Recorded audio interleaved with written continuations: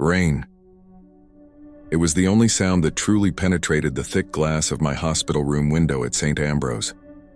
A steady, relentless sound, tapping out a rhythm on the world outside that I was no longer a part of. It was my 6th night here. 6 nights of lying on a bed that was too hard, staring up at soulless plaster ceiling tiles and listening to the dreary symphony of the hospital. The distant beep of machines, the soft whir of rubber wheels on vinyl floors, and the dry cough from a room somewhere down the hall. I was 29. A foolish accident on a slippery mountain road had left me with a piece of metal in my tibia and an unwelcome stay on the 4th floor orthopedic ward. My life, once defined by long hikes and impulsive decisions, was now confined to these 4 pale blue walls. The loneliness here was different from the solitude I used to seek in the wilderness. It wasn't freedom, but confinement. Boredom is a dangerous enemy. It gnaws at your mind, making you notice things you would normally ignore. And I had started to notice the man in the room across the hall. His door was always ajar. Hospital policy, I guessed, for easier observation. I didn't know his name, nor had I ever heard him speak. The nurses referred to him as Room 407. He seemed much older than me, perhaps in his 50s. Most of the time he just lay there as motionless as a statue, but his stillness was unusual. It wasn't the restful quiet of a recovering patient, but a tense, purposeful stillness. His eyes were always wide open, fixed on the ceiling as if watching a movie only he could see. For the first few nights, I didn't think much of it. Everyone deals with pain and confinement in their own way. But then I started to notice the little things. The way he never seemed to blink for long stretches.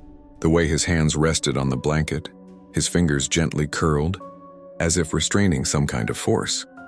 The storm hit on the 7th night, bringing with it a chill that seemed to seep through even the sealed window frames. The rain lashed against the glass, and every so often, a flash of lightning would illuminate the dim hallway in a brilliant instant, then return it to a deeper darkness. The nurses seemed to make their rounds less frequently. The silence grew heavier, broken only by the rain and the distant rumble of thunder. I tried to read, but my mind kept drifting. My gaze drifted unconsciously toward room 407, and that's when I saw it. In a moment lit by lightning, the man was no longer in his bed. He was standing in the middle of his room, still in his flimsy patient gown with his back to the door. The room plunged back into darkness. My heart began to beat faster. I told myself I was imagining it, that it was a trick of the light and shadows. I waited. My own breathing seemed too loud in the quiet of the room. A minute passed. Then another flash of lightning, brighter, longer.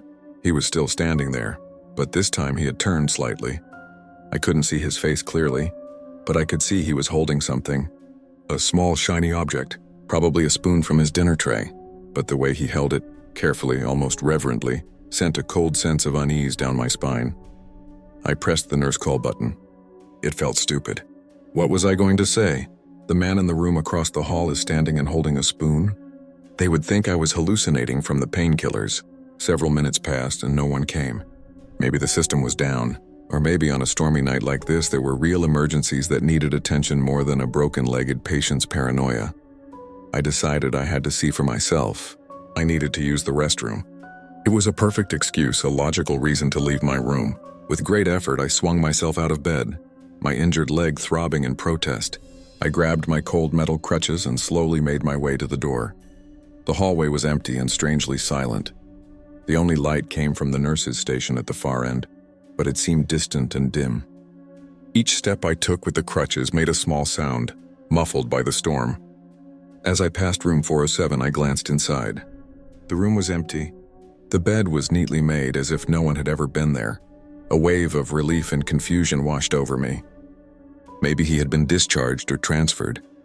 Maybe everything I saw was just a product of a bored mind. I continued toward the restroom, feeling like an idiot. On my way back, as I passed room 407 again, something on the floor caught my eye. Lying just inside the threshold was a disposable camera, the kind people buy for vacations. I paused, confused. Why would that be here? Then I heard a sound. A very faint creak from behind me, from the direction of my own room. It wasn't the normal sound of wood. It was different. I turned, my heart seizing in my chest. The figure of the man from room 407 was standing in my doorway, half hidden in shadow. He wasn't looking at me. He was looking into my room, his head tilted slightly as if listening for something. His face was blank, expressionless, and in his hand was not a spoon. It was a long, sharp metal object that I recognized as one of the paring knives from the hospital's fruit cart. Everything around me seemed to blur. All I could focus on was the man and the knife in his hand. The distance between us was only a few meters, but with my broken leg, I knew I couldn't run. I was trapped. A primal fear. The fear of your life depending on the intentions of a complete and unpredictable stranger consumed me. He didn't seem to notice my presence. He slowly raised his hand to my doorknob. I didn't scream. My throat felt locked. I did the only thing I could think of. I raised one of my crutches and threw it down the hallway. It hit the wall with a loud, echoing clang. The man started as if waking from a dream. He whipped around, and for the first time, his eyes focused on me. There was no anger or surprise in them, just a cold emptiness. He looked at me, then down at the knife in his hand, then back at me. For a moment, I was sure he was going to charge. I braced myself to use my remaining crutch as a weapon. But he didn't. He just stood there staring. A strange, almost demonic smile flickered across his face. Then, as quickly as he had appeared, he turned and walked away. Not back to his room, but toward the fire escape at the end of the hall. His steps were uneven, almost a shambling, chaotic dance. The fire escape door swung open and then shut, leaving me alone in the silent hallway. I stood there for I don't know how long, trembling, leaning on my one remaining crutch. Eventually, a nurse appeared, drawn by the noise. She found me standing there, pale-faced, with my other crutch lying at the far end of the hall. I tried to explain. About the man. The knife. About how he had tried to get into my room. The nurse listened with a patient but skeptical expression. She explained that the patient in room 407 had been transferred to another wing that afternoon. No one had been in that room all night. She suggested I'd had a bad dream, perhaps a reaction to the medication. They moved me to a different room the next morning on another floor. Everyone treated me with a kind of pitying gentleness. No one believed me. Sometimes I even wondered myself if it was real. But then I would remember the disposable camera I saw on the floor. When I had looked back a second time after the man had vanished, it was gone. I was discharged a week later, but the experience stayed with me. It haunts me on quiet nights, especially when it rains. The fear isn't just about nearly being attacked. It was the realization that you can be completely alone and vulnerable, even in a place that's supposed to be the safest. And the most terrifying part is that when your reality is questioned, when no one believes the danger you faced, you start to wonder if the line between sanity and madness is as fragile as a pane of glass in a storm.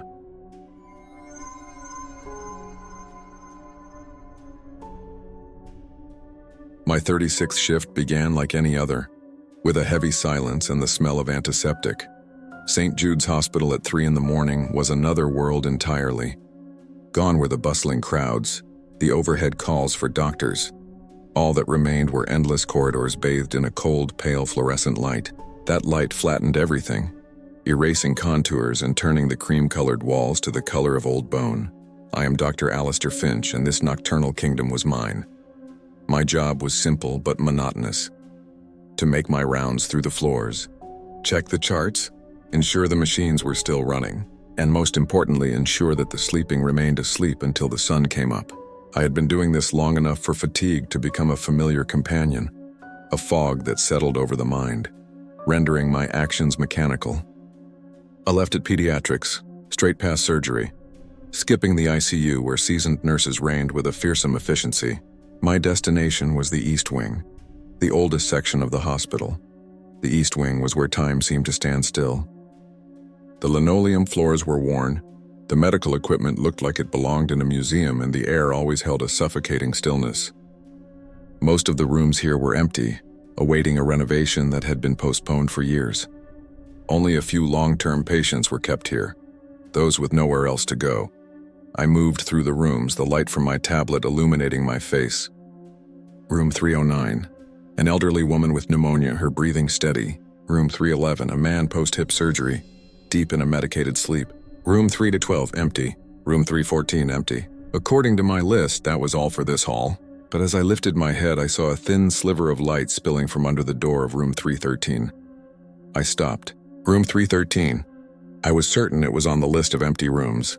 It had been cleaned and prepped for a new patient arriving tomorrow morning. A nurse must have forgotten to turn off the light. I sighed, a small flicker of annoyance breaking through my exhausted indifference. I pushed the door open gently. The room was not empty. On the bed, with its crisp white sheets, a man was lying. He was ancient, his skin thin as wax paper and stretched taut over the sharp, bony features of his face. He wore the pale blue patient gown, his hands resting straight at his sides outside the blanket. The strange thing was he wasn't connected to any machines. No heart monitor, no IV drip, no oxygen tube. He was simply there, his eyes wide open, staring at the blank white ceiling. They were a cloudy, lifeless blue-gray. I stood frozen in the doorway, a knot of unease tightening in my chest. There had been a mistake, a serious clerical error. I backed away silently, pulling the door gently shut, and walked quickly toward the nurse's station at the end of the hall. Brenda, the head night nurse, sat behind the counter, her blonde hair in a neat bun. She looked up as I approached, her eyes tired but sharp. "What is it, Dr. Finch?" "Room 313, I said, trying to keep my voice steady. "There's a patient in there." "But he's not on my list." Brenda frowned. She turned to her computer, tapping a few keys. "That's impossible. Room 313 is vacant. Clean and ready for the 7 a.m. knee surgery. You must have the wrong room. 311, maybe?" "No, I'm certain it was 313, I insisted. "An elderly man. No monitors." She looked at me for a long moment, her gaze analytical. "Alistair, you've been on for over 14 hours. Maybe you should get a cup of coffee.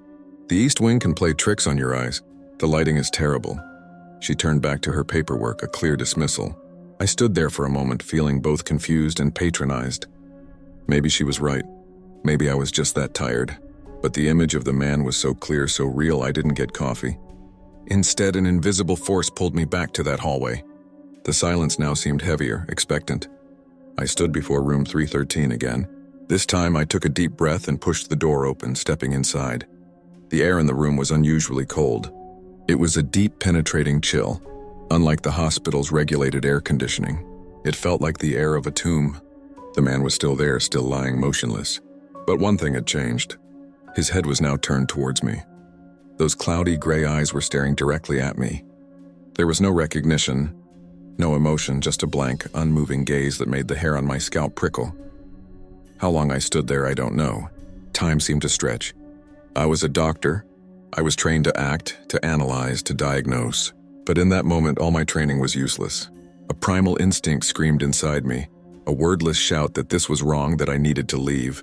Now. I backed away, my eyes locked on his. I exited the room, pulling the door shut behind me. I made sure it clicked shut this time. I turned and walked, not daring to look back. I tried to reason with myself. It was a new admission Brenda hadn't logged yet. The cold was from a drafty window. The stare was a coincidence. Logical explanations, but they sounded hollow in my own head. I finished the rest of my rounds in the other wings, my mind completely distracted. The image of those eyes haunted me. The feeling of cold seemed to linger on my skin. About an hour later, I had to return to the East Wing to retrieve something from a supply closet. As I walked down the familiar hall, my heart pounded. I glanced toward room 313. The door was ajar. Just a crack, but I knew, I was absolutely certain that I had closed it. A cold dread, worse than the air in that room, snaked up my spine. Against all better judgment, I walked toward it. I pushed the door. The room was empty. The bed was perfectly flat, the white sheets unwrinkled. There was no sign anyone had been there. The air was back to the normal hospital temperature. Everything was neat, sterile, and utterly vacant. It was as if the man had never existed. My head spun. Had I imagined it all? A strangely vivid hallucination brought on by exhaustion? I rushed back to the nurse's station, heart hammering in my chest. Brenda was gone, the station empty. My eyes went to the bank of security monitors on the wall. One of them showed the hallway outside room 313. I found the controls and rewound the footage. I watched myself on the screen. I saw myself walk down the hall, pause in front of room 313, hesitate, then turn and walk towards the nurse's station. I never opened the door. I never went inside.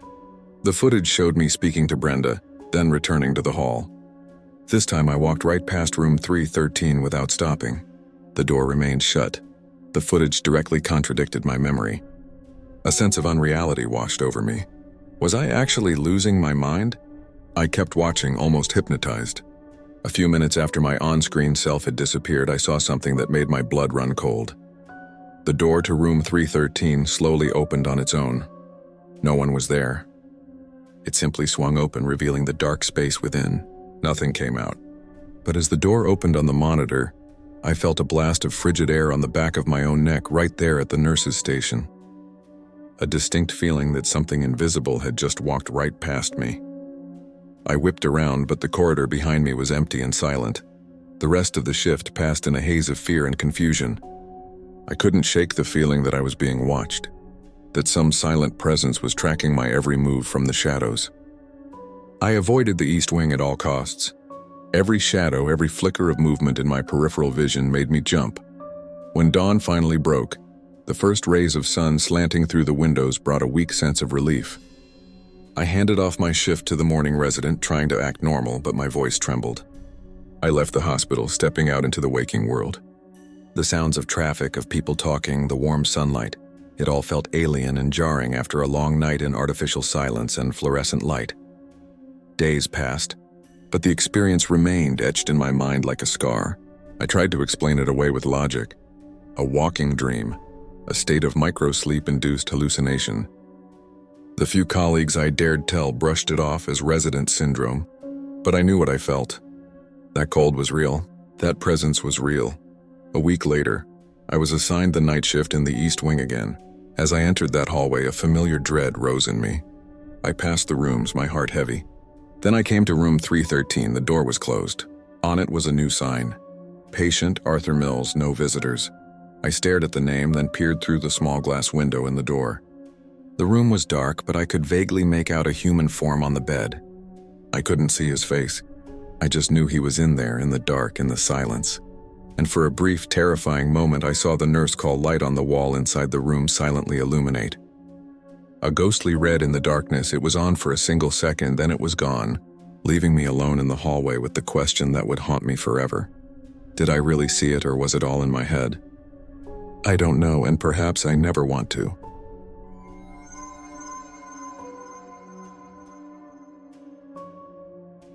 For a surgeon, nothing is more sacred than certainty. Certainty in the line of an incision, in a diagnosis, in the knowledge honed over thousands of hours of study and practice. My world was built on a foundation of measurable truths. Blood pressure, heart rate, blood oxygen levels. Reality was a series of controllable variables. Or so I once believed.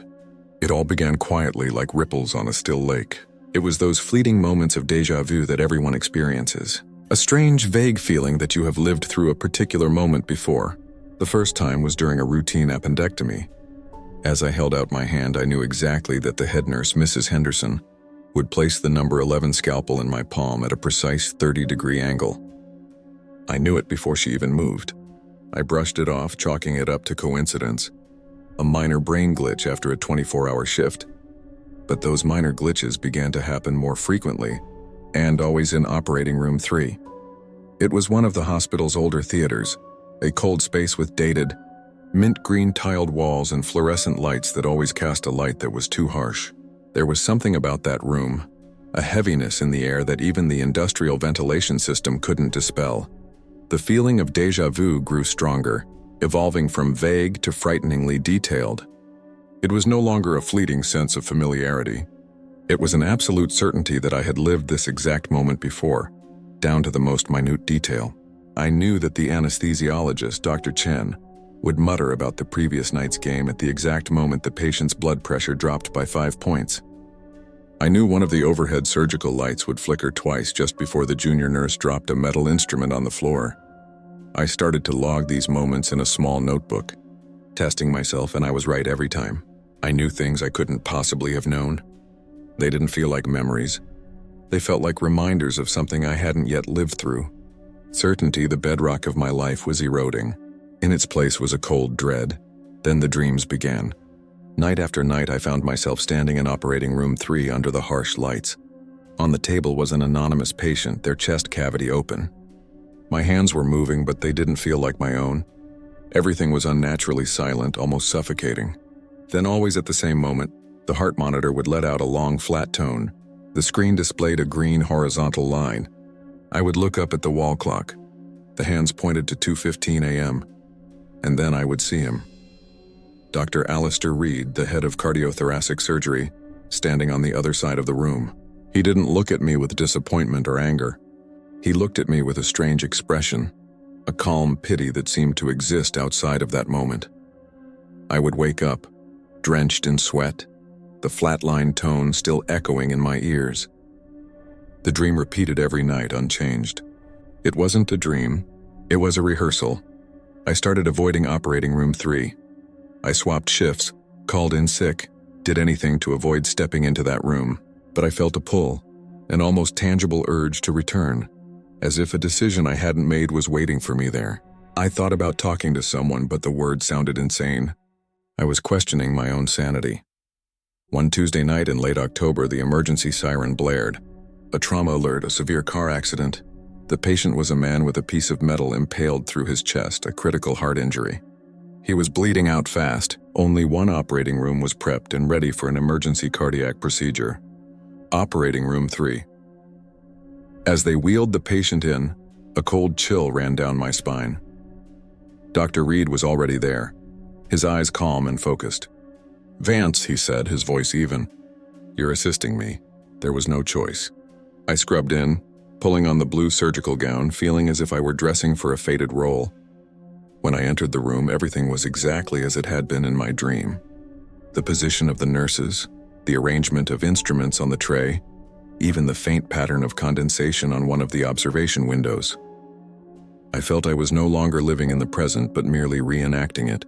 The surgery was a tense battle. We worked furiously to repair the tear in the right ventricle. Hours passed. I glanced at the clock. 7 a.m. The heavy feeling in my chest grew, a strange sense of displacement, as if I had stepped into a moment I had already lived through. And then it happened. A coronary artery unexpectedly ruptured, an unforeseen complication. Blood erupted, obscuring our view. The patient's vitals plummeted. The room filled with urgent voices and hurried movements. The monitor began to sound a cascade of shrill alarms, but for me, everything seemed to slow down. I had been here before in my dreams countless times. I remembered it. I remembered the feeling of failure, the long tone of the flatline, and Reed's look of pity. I remembered the exact sequence of events that led to disaster. A suture placed a single millimeter off. A clamp released a split second too soon. A small mistake, a ripple effect leading to an inevitable death. This time I was prepared. "Wait," I said, my voice louder and more certain than I thought possible. Everyone stopped. Reed looked up at me, his eyes narrowing behind his surgical loops. Before anyone could object, I acted. Ignoring standard procedure, I reached for a different instrument, a curved vascular clamp that should not have been used at this stage. My hand moved with a certainty that wasn't my own. I had performed this action hundreds of times in my sleep. I clamped a vessel that every textbook would say not to touch. It was a counterintuitive move, an insane move. For a long, breathless moment, the room was silent. The silence was so heavy it was almost physical. Then from the monitor came a steady, rhythmic beep. The bleeding had slowed. The vitals began to climb. I had done it. I had changed the outcome. I had averted disaster not through luck, but because some part of me had lived through it and was desperately trying to prevent it from happening again. We stabilized the patient. The surgery concluded just after dawn. In the locker room, as I was peeling off my sweat-soaked scrubs, Dr. Reed came in. I braced myself for a reprimand, an interrogation about my reckless move. But he just stood there for a moment, looking at me with that same calm, knowing expression from my dream. Finally he spoke, his voice low and gravelly. "So this time you were the one who remembered." I could only stare at him, speechless. "This room," he continued, his gaze distant, "it has a memory. Sometimes it lets us try again." He said nothing more, just clapped me lightly on the shoulder and walked out. The déjà vu vanished that night, never to return with such intensity. I left St. Jude's Hospital 6 months later. I couldn't stay. Every time I walked past the corridor leading to operating room 3, I could feel something, not a pull, but a silent acknowledgement of a loop that had been broken. I began to wonder if what we think of as reality is really just one of many layers of old wallpaper, each one faintly bleeding through to the next. I work at a different hospital now, in a different city. But sometimes, under the surgical lights, I catch a flash of familiarity, the way an instrument glints, a bead of sweat rolling down a colleague's forehead, and I pause. I listen, because maybe it's not just a brain glitch. Maybe it's a message, an echo from another version of my life, a reminder that we've been here before and it didn't end well. And I wonder how many of us are quietly reliving moments, being given a second chance without knowing it, all trying to remember what happened before time reset.